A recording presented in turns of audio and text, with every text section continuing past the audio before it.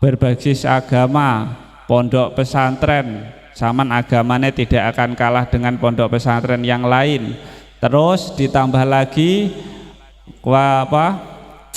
tentang broadcast, sama nanti diajari dari kru TV, mulai dari dasar SMP wis diajari menjadi kru TV, piye carane ngerekam sing apik, carane ngedit, carane nanti diajari. Jadi SMP pertama, SMP Islam pertama yang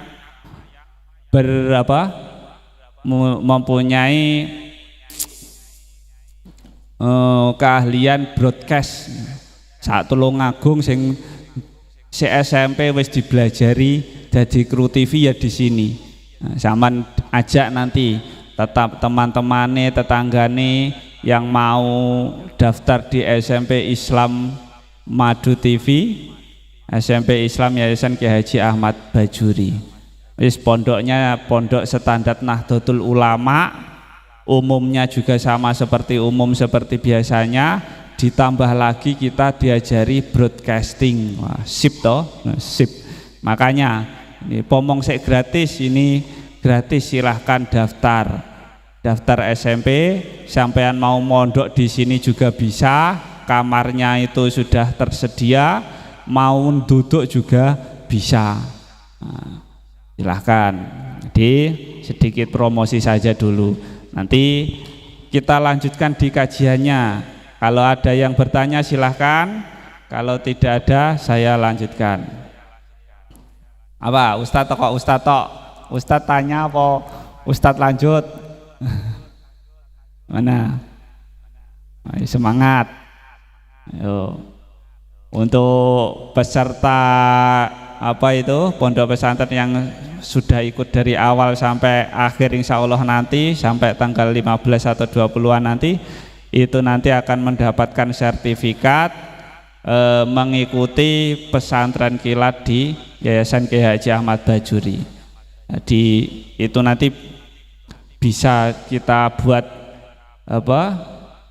piagamnya, itu bisa buat kita pamer nih, nek omah aku wis tahu melok pondok pesantren kilat nek Yayasan Kiai Haji Ahmad Bajuri, dipasang nek ngarepan ruang tamu. Wah, luar biasa. Itu ada tulisannya Madu TV. TV ini wong Tulungagung yang Madu TV ini kan ya toh. Gimana Dek? Ada yang tanya lagi? Enggak ada ya? Ya wes, kalau nggak ada saya lanjutkan kajiannya. 10 menit lagi kita masuk ke kelas tilawah ya. Bismillahirrahmanirrahim. Kemarin sudah wudu, caranya, dan juga hal-hal yang berkaitan dengan wudu. Sekarang adalah syaratnya wudu. Syarat itu adalah hal yang harus dipenuhi sebelum melakukan ibadah yang berupa wudu tersebut.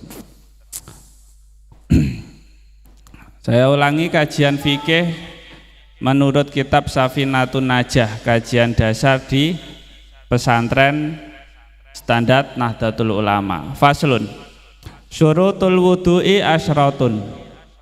Syaratnya wudu itu ada 10. Yang pertama adalah al-islamu wa tamyizu wan naqa'u. Yang pertama itu adalah Islam.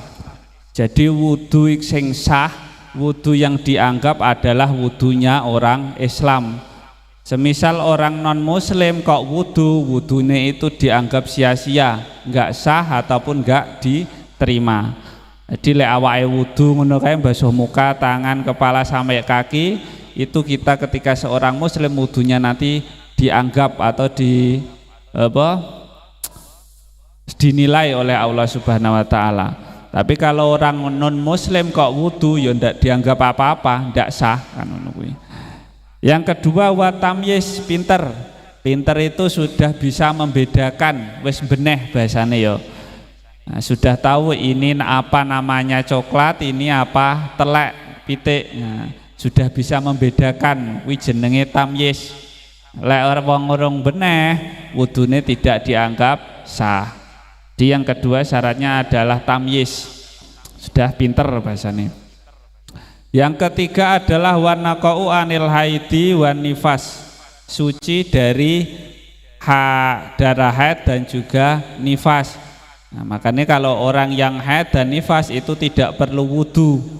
Karena apa? Meskipun kita wudu, kita juga tetap tidak boleh sholat, kita tidak boleh memegang Al-Quran. Nah, jadi tidak perlu wudu, harus suci dari hadasnya haid dan nifas. Ya, cara pengen raup tok ndak usah wudu, nggak apa-apa, karena wudunya orang haid dan nifas itu ya tidak dianggap sah.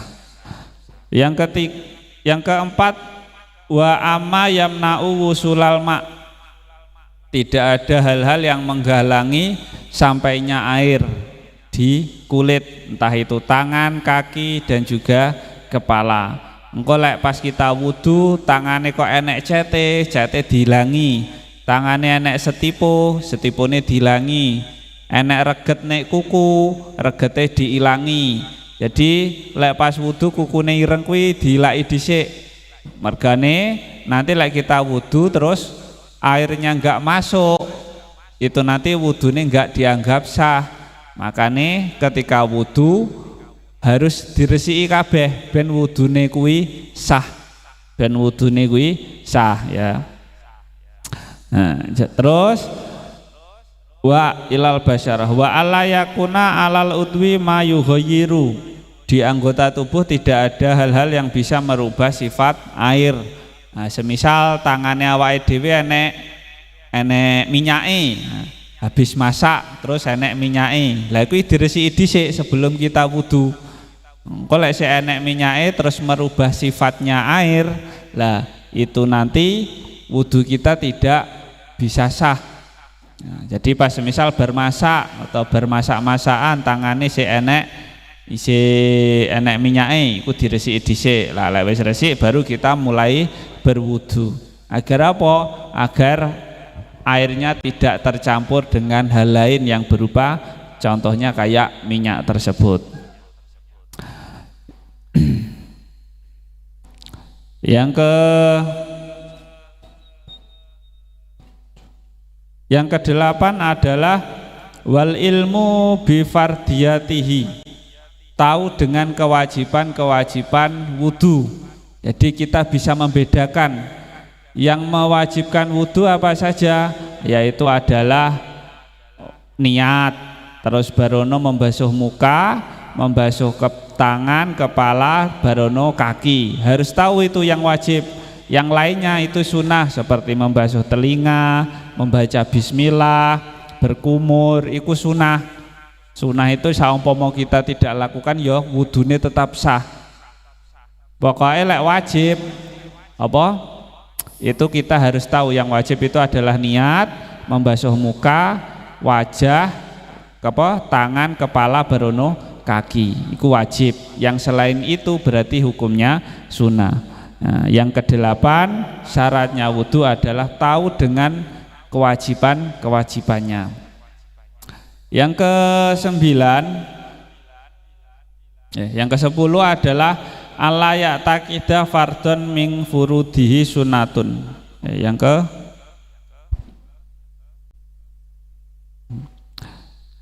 Yang ke-9 adalah tidak meyakini yang wajib itu sebagai sunnah. Enggak oleh kita yakin, semisal membasuh muka itu hukumnya kan wajib, kok kita anggap sebagai sunnah, itu nanti tidak boleh, bahkan bisa terkesan membatalkan wudhu. Wah, pas kita membasuh muka kita yakin wah iki basuh muka itu hukumnya kok sunnah, lah itu nanti bisa batal wudhu nih. Jadi kita harus bisa tahu, bisa membedakan mana yang wajib, mana yang sunnah. Yang wajib itu 6, niat, basuh muka, tangan, kepala sama kaki, dan juga urut. Nah, terus yang lainnya itu sunnah. Lah kok pas kita membasuh wajah itu basuhannya wajib, kok dianggap sebagai sunnah, itu nanti wudhu kita dianggap tidak sah. Jadi kudu ngerti yang wajib mana, yang sunnah mana. Yang ke-10